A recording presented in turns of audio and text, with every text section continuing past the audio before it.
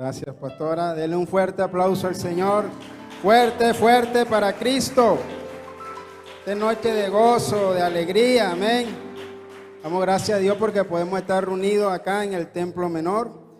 Damos un saludo a todos los que están mirando por las diferentes redes sociales, por Facebook, por YouTube. Puede seguir compartiendo este video para que muchos sean alcanzados. ¿Cuántos están gozosos en esta noche? Gloria al Señor. ¿Cuántos creen que Dios ha sido bueno? Amén. Yo los invito a abrir sus Biblias en el libro de Romanos, capítulo 16, versículo 25.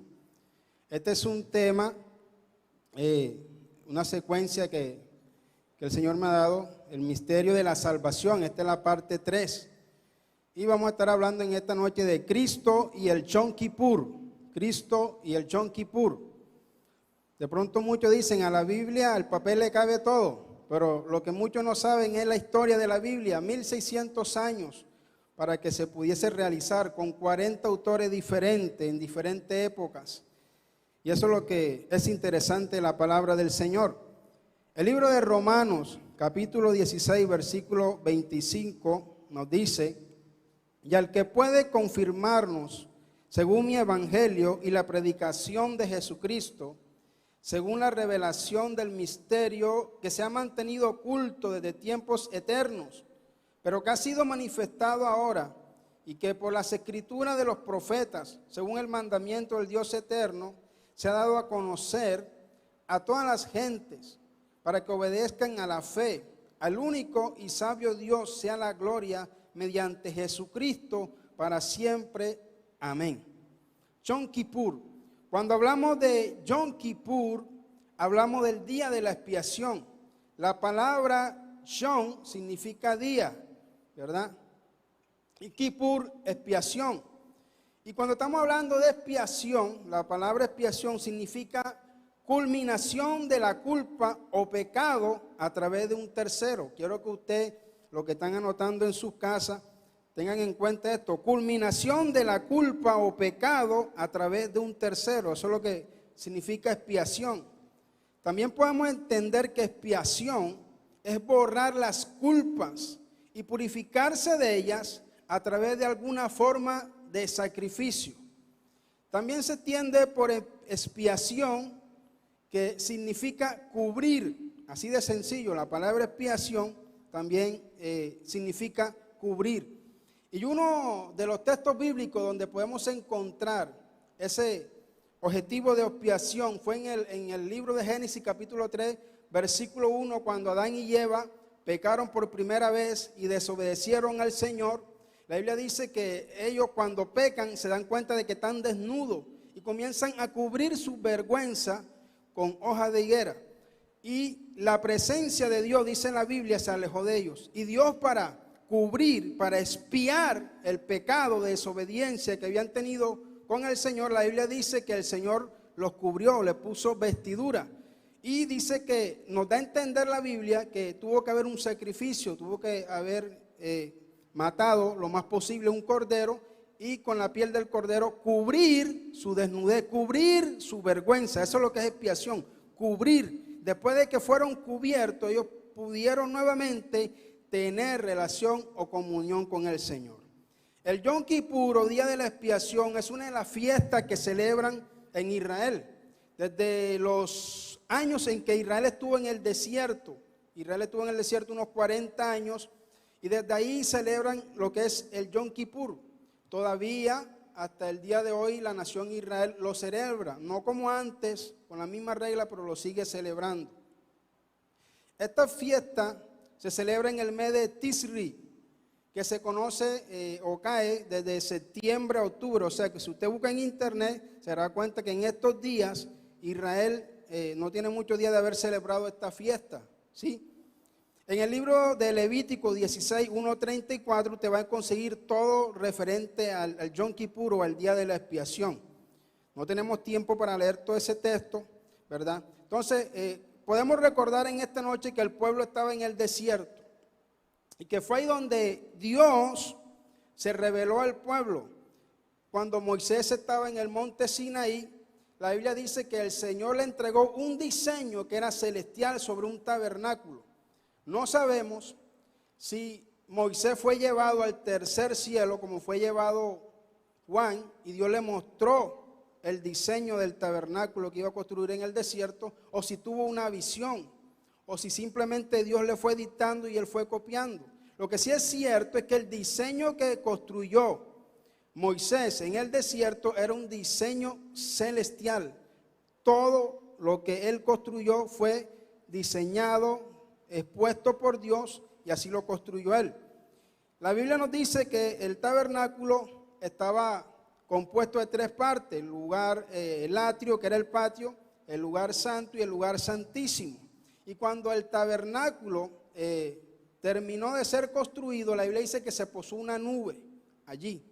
El tabernáculo era desarmable. Cuando la nube se iba, el pueblo desarmaba el tabernáculo, y cuando la nube se detenía en cierto lugar en el desierto, el pueblo ahí construía el tabernáculo.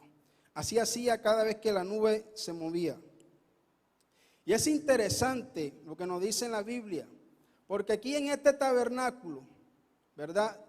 Se hacían sacrificios todos los días. En la mañana mataban un cordero, en la tarde se hacían sacrificios por el pecado, ofrenda de paz. Y habían sacerdotes que estaban ahí. Cuando una persona pecaba, llevaba un cordero, y ese cordero era degollado y estaba dando su vida por aquella persona. El que no tenía para un cordero llevaba tórtolas, palomas. Pero día tras día este tabernáculo estaba siendo visitado. Y en el lugar santísimo habían dos querubines. Había un arca donde ahí descendía la presencia o la chequina del Señor, y ahí era donde se hacía el día de la expiación. Todos los años entraba un sumo sacerdote una vez al año para el mes de Tisri, de septiembre a octubre, a hacer día de expiación, hacer que Dios perdonara el pecado de todo el pueblo. Esta era una fiesta importante, porque todos somos pecadores. Así seamos cristianos, seguimos pecando en nuestra mente, en palabra, en obra, en omisión, en pensamiento. Pero la Biblia nos dice que la sangre de Cristo nos limpia de todo pecado. Entonces, cada año estos hebreos tenían esta celebración. El pueblo iba y el sacerdote hacía expiación para cubrir la culpa del pecado del pueblo de Israel. El sumo sacerdote primeramente tenía que hacer expiación por él y por su casa. ¿Por qué? Porque la Biblia nos dice en Romanos 5:12 que desde que el hombre pecó, todos hemos venido a ser ¿qué? Pecadores. Todos somos pecadores. Y el sumo sacerdote, aunque era el hombre que estaba ministrando ante la presencia del Señor, también era un hombre pecador. Así que él tenía que hacer expiación primeramente por su pecado. Levítico capítulo 16, versículo 6 nos dice: y hará traer Aarón el becerro de la expiación que es suyo, y hará la reconciliación por sí y por su casa. Y en Levítico 16, 11 nos dice: y hará traer Aarón el becerro que era para expiación suya, y hará la reconciliación por sí y por su casa, y degollará en expiación el becerro que es suyo. Expiación, cubrir el pecado primeramente de él y el pecado de su familia. Luego que nacía esto, él podía hacer expiación, o sea, cubrir el pecado de todo el pueblo. Todos los días se habían sacrificios, todos los días había gente pidiendo perdón al Señor, pero el día del Yom Kippur, o el día de la expiación, era un día especial, porque ahí toda la nación iba a reconciliarse con Dios. Y la sangre de estos animales que vamos a notar ahorita, estaban siendo derramadas por cada uno de los habitantes del pueblo de Israel. Levítico 16, 14 nos dice: tomará luego de la sangre del becerro y la rociará con su dedo hacia el propiciatorio al lado oriental. Hacia el propiciatorio esparcirá con su dedo 7 veces de aquella sangre. Ahora, ¿qué es el propiciatorio? Les dije que el tabernáculo tenía 3 partes: el atrio, que era el patio; el lugar santo, que entraban algunos sacerdotes; y el lugar santísimo, que solo entraba el sumo sacerdote una vez en el año. En el lugar santísimo había el arca de la presencia del Señor. Esa arca tenía dentro el maná, el pan del cielo que cayó por 40 años en el desierto para alimentar a los hebreos. Estaba la vara de Aarón, una vara que estaba seca y reverdeció milagrosamente, y estaban los 10 mandamientos.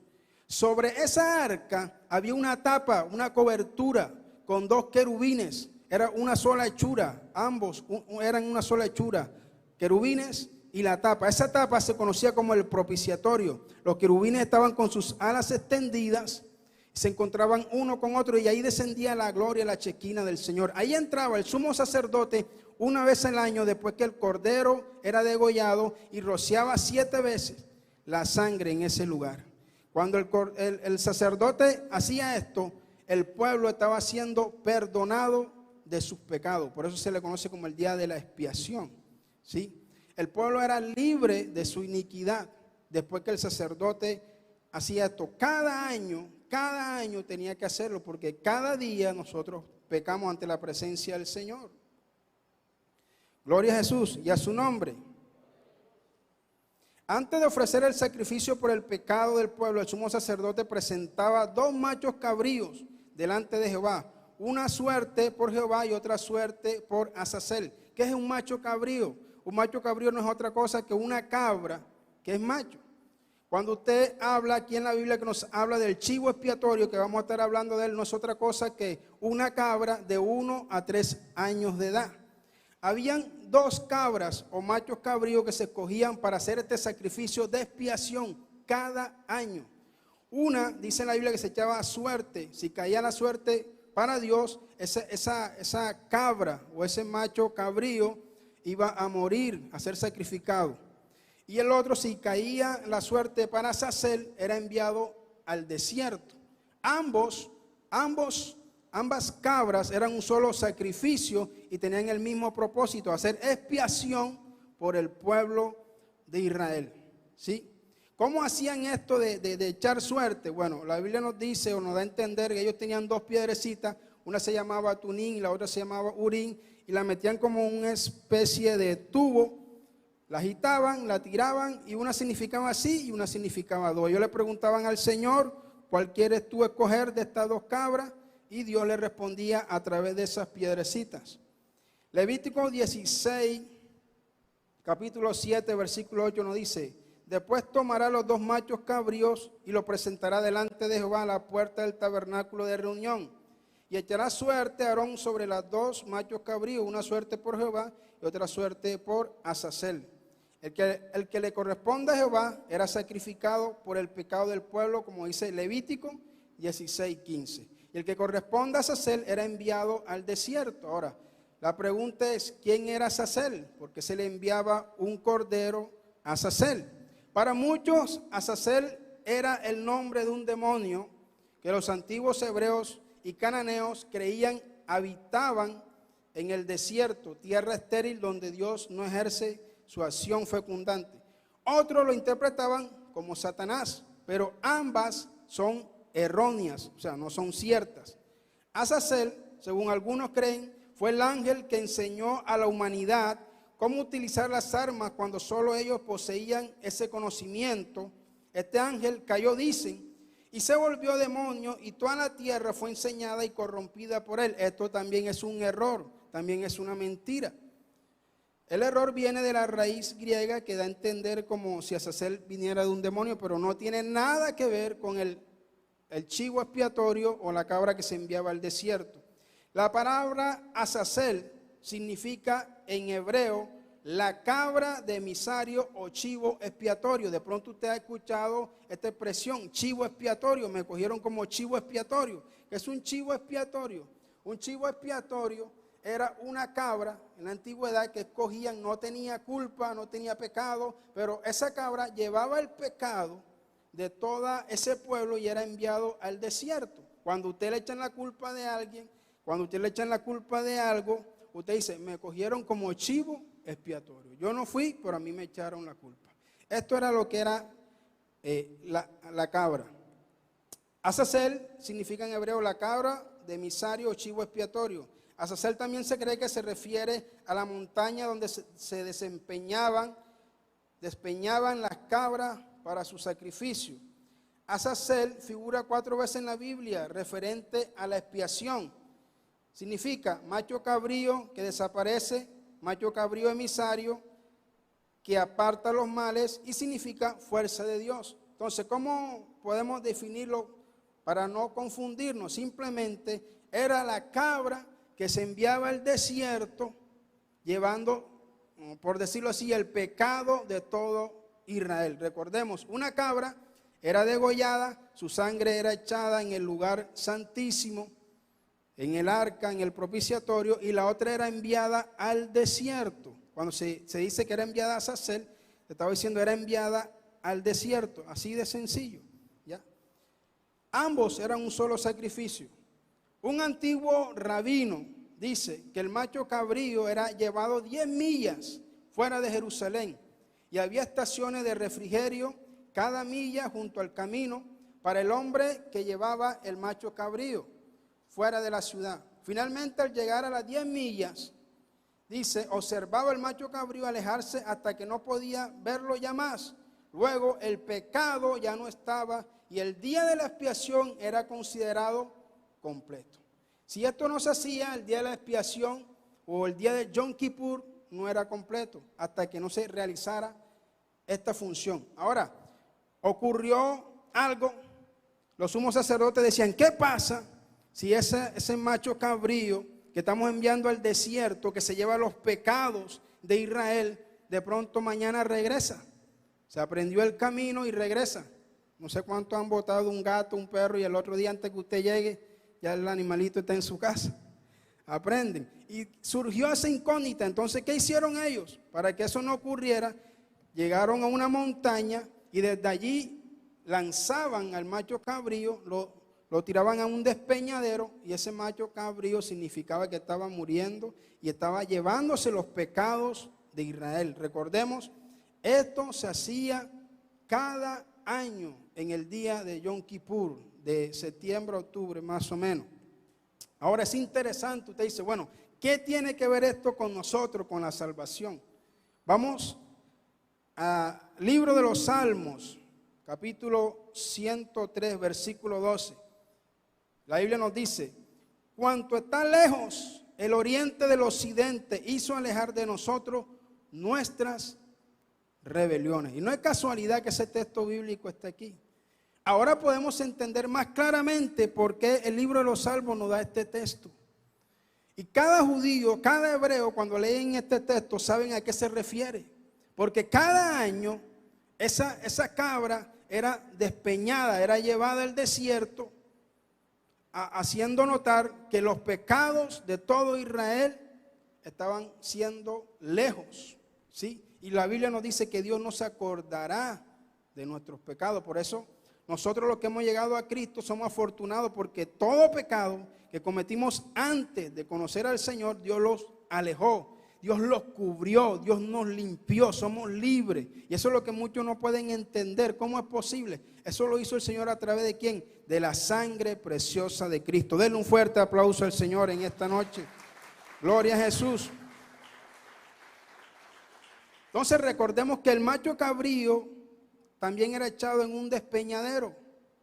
Ahora yo quiero que usted vaya conmigo al libro de Lucas, capítulo 4, versículo 29 al 30. La Biblia nos dice, y no es casualidad, no fue escrito porque alguien quiso, dice, y levantándose le echaron fuera de la ciudad y le llevaron hasta la cumbre del monte sobre el cual estaba edificada la ciudad de ellos para despeñarle. Mire lo que dice, interesante esta palabra. Para despeñarle. Cristo estaba representando no solo el cordero que fue muerto por el pecado de Israel, estaba representando ese cordero que era despeñado, que era tirado, ese cordero que estaba alejando de nosotros el pecado, para que Dios no se acordara más de nosotros. Recordemos lo que dice la Biblia en 1 de Juan 1:29. Cuando Juan vio a Cristo, dijo, he aquí el Cordero de Dios que quita el pecado del mundo. La gente dice, no, la Biblia, al papel le cabe todo. Sí, es posible. Pero la Biblia es un libro con riquezas maravillosas que nos hace comprender el propósito de la salvación del hombre. Que no fue algo que a alguien se le ocurrió, no fue que alguien dijo voy a inventar la religión evangélica o la religión Che, no, sino que Cristo, el Hijo de Dios, vino a esta tierra a pagar un precio por la humanidad. Ahora yo quiero que usted vaya conmigo al libro de Hebreos, capítulo 9, versículo 24 al 26. Usted va a entender más claramente este texto bíblico. Estamos hablando de que estas fiestas se hacían en el libro de Éxodo, cuando el pueblo estaba en el desierto. Desde allí vienen estas fiestas, ¿sí? Hoy en día el pueblo de Israel lo sigue celebrando.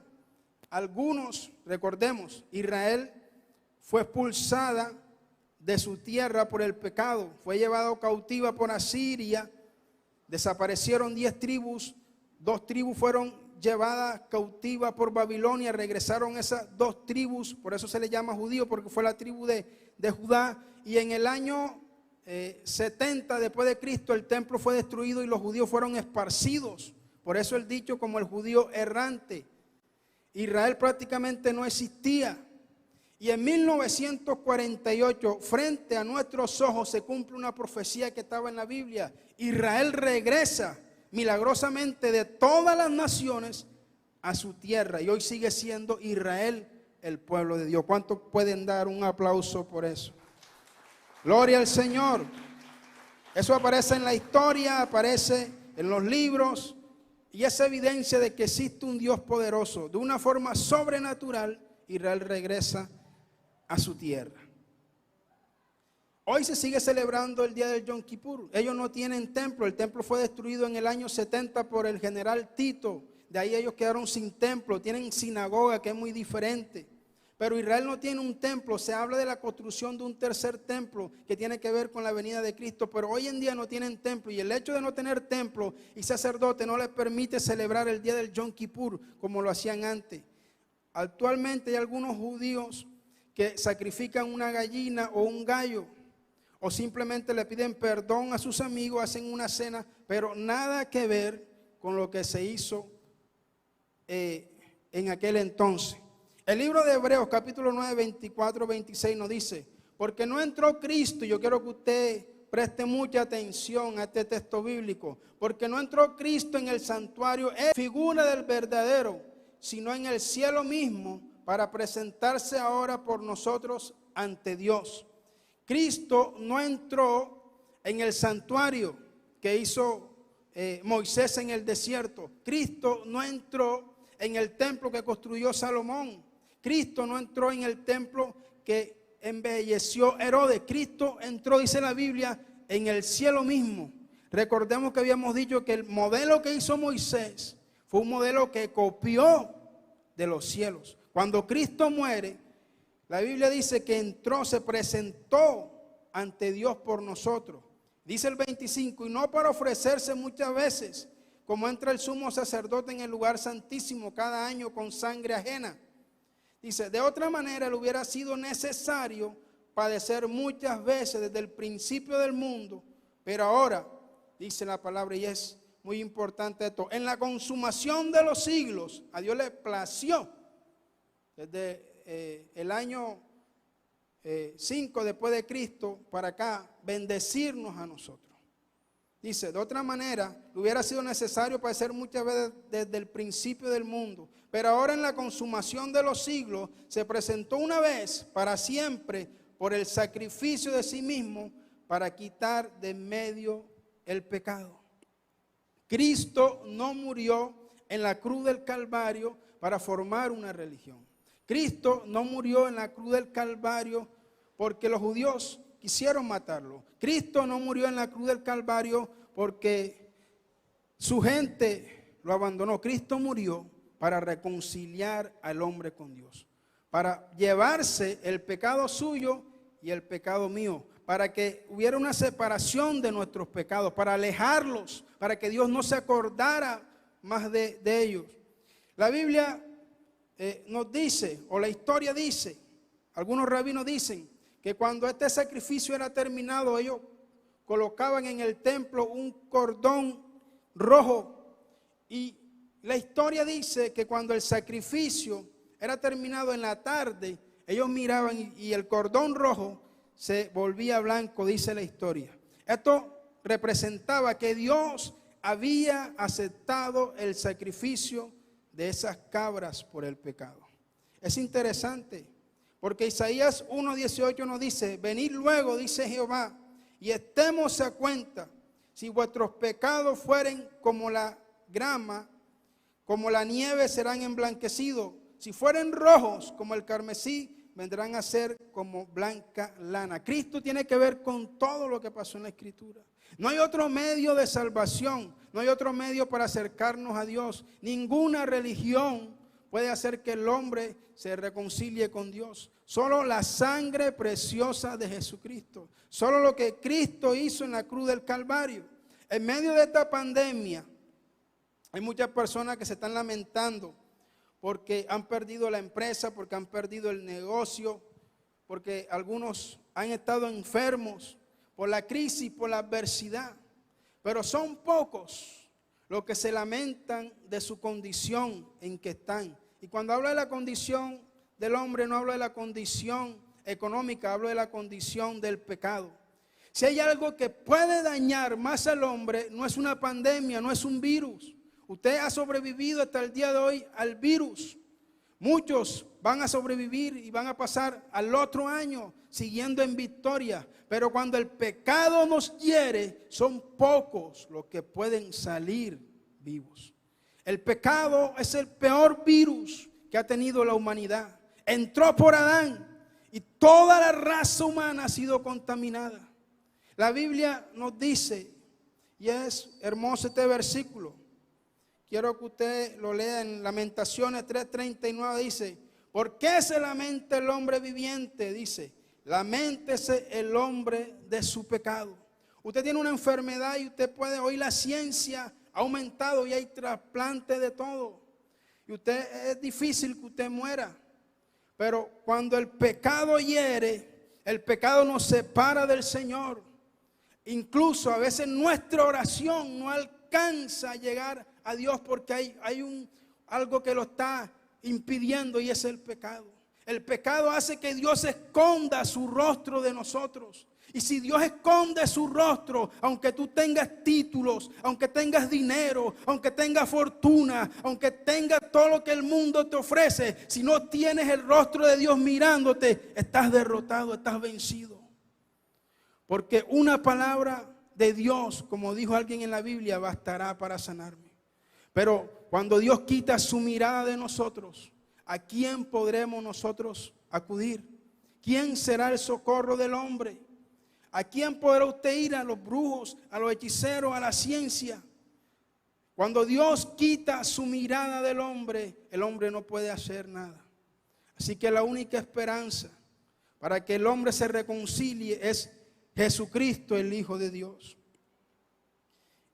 La Biblia nos dice en Juan 19:30, y termino con este texto: cuando Jesús hubo tomado el vinagre, dijo: consumado es. Y habiendo inclinado la cabeza, entregó el Espíritu. La obra de salvación fue culminada en la cruz del Calvario. Allí se realizó la más hermosa obra.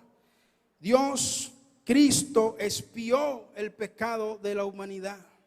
Por eso es que una persona, aunque haya sido un delincuente, un homosexual, una prostituta, un asesino, cuando llega a Cristo y Dios lo mira, ya Dios no lo mira por lo que él hacía, porque ahora está cubierto con la sangre de Jesús. Así como cuando Adán y Eva pecaron y estaban ocultando su vergüenza, el Señor cubrió, el Señor expió el pecado de Adán y Eva. Así que, amigo, que nos estás escuchando en esta noche, queremos decirte que Cristo te ama. Y los que estamos aquí presentes, si hay alguno aquí que no es cristiano, Cristo no es una religión. Cristo es nuestra fuerza. Y recordamos el texto, laméntese el hombre de su pecado. No se lamente el hombre porque ha perdido la empresa, eso se recupera. Dios, cuando Job perdió todo, Job no perdió su dignidad, ni perdió su comunión, ni su relación con Dios. Job perdió su salud, Job perdió sus hijos, Job perdió su ganado, Job perdió sus camellos, Job perdió los tesoros que tenía, pero estaba confiado en el Señor y dijo: yo sé que mi Redentor vive y aún del polvo de la tierra me ha de levantar. Alabado sea el Señor, porque cuando el hombre pone su confianza en el Señor, cuando el hombre se aferra a Dios, cuando el hombre entiende que Dios es su Redentor, tiene vida y tiene esperanza. Y la Biblia nos dice que Dios le restituyó todo lo que se había perdido, le dio el doble. Así que, amigo, en esta noche no te lamentes por lo que has perdido, porque para Dios eso no es nada. Lamentate de la condición, de los pensamientos, de las obras, de tus acciones, de lo que has hecho día tras día en medio de esta pandemia. Lamentate de que no tienes el rostro de Dios, que no tienes la gracia del Señor, que no tienes la benevolencia del Señor. Porque si tienes a Cristo, lo tienes todo. En esta noche yo quiero hacer un llamado. No sé si aquí hay personas que no son cristianas allí donde están. Si quieren aceptar a Cristo, pueden levantar sus manos. Si hay alguno que no es cristiano y quiere aceptar a Cristo en esta noche, puede levantar su mano. Y le estamos haciendo el llamado a los que nos están viendo por los diferentes medios. Puede repetir conmigo esta oración. Señor Jesús, en esta noche yo te acepto como mi único y suficiente Salvador. Te pido que perdones mis pecados, que borres mis rebeliones, que sean alejadas como está el oriente del occidente, el norte del sur. Señor, no soy digno de ti, pero hoy comprendo que tú no viniste a formar una religión, que tú eres el único que puede reconciliarme con Dios. Hoy te pido que perdones mis iniquidades, borra mis transgresiones. Oh, escribe, Señor, mi nombre en el libro de la vida y no lo borres jamás. Hazme parte de este hermoso pueblo que es tuyo, Señor. Si has hecho esta oración, amigo, que nos estás viendo, queremos decirte que formas hoy parte del pueblo de Dios. Que es la mejor decisión que puedes hacer. Que Cristo te ama y vamos a estar orando por ti. Y vamos a estar orando por los enfermos también. No sé si en esta noche hay enfermos en este lugar. Vamos a estar orando por esas personas que están en los hospitales. Vamos a estar orando por la economía también. Padre, te damos gracias por cada persona que en esta noche ha hecho esta oración de fe, Dios amado. Que ha abierto su corazón, Señor, que ha comprendido el sacrificio que Cristo ha hecho en la cruz. Hay personas que dicen: yo no creo que sea tan fácil aceptar al Señor y que Él perdone mis pecados. A ti no te cuesta la salvación, pero quiero decirle que a Cristo sí le costó. Le costó 33 años de su vida en esta tierra. Le costó látigos, le costó ser cortado en su costado, le costó una corona de espinas. Le costó dejar su trono de gloria. Padre, gracias te damos, Señor, por estos amigos que han hecho su oración. Le bendecimos, Señor. Guarda sus vidas, que puedan seguir adelante, Señor. Oramos por los enfermos. Oramos por los que están cautivos. Oramos, Señor, por aquellos que están todavía en una cama, Señor, en la UCI. Oramos por los que han perdido sus familiares. Oramos por los que han perdido sus empresas, sus negocios, Señor, por los que han quedado desempleados, Dios, aquellos que han tenido problemas en medio de sus familias. Padre, en el nombre de Jesús, aquellos que hoy están con un cáncer en una clínica, Señor, los que no tienen un hogar, Padre, en el nombre de Cristo, enviamos tu palabra, Señor, tu palabra de restauración, como tú lo hiciste con Job. Tú puedes hacerlo con cada uno de ellos, Señor. Tú eres el dueño del oro y de la plata. Padre, tú eres el que tienes el poder. Tu palabra nos dice que tú llevaste toda enfermedad en la cruz del Calvario, Señor. Proclamamos sanidad, Proclamamos liberación, Señor. Proclamamos, Dios, pulmones nuevos. Que tú sanas, Señor, la vista. Padre, toda dolencia, todo dolor en el cuerpo es quitado en esta hora. Tu Santo Espíritu, Señor, comienza a ministrar, rompiendo cadenas, deshaciendo toda obra de las tinieblas, Dios, en el nombre poderoso de Cristo. Señor, por tus llagas somos curados en Cristo Jesús. Te damos gracias, Señor. Oh, gracias, Jesús. Gracias, Espíritu Santo. Su presencia está en este lugar. Oh, gracias, Señor. Gracias por tus misericordias, por tu fidelidad, por tu amor, Señor. Gracias, Jesús. Si puede darle un fuerte aplauso a Dios en esta noche. Oh, gloria a Dios. Gloria a Jesús. Fuerte para el Señor.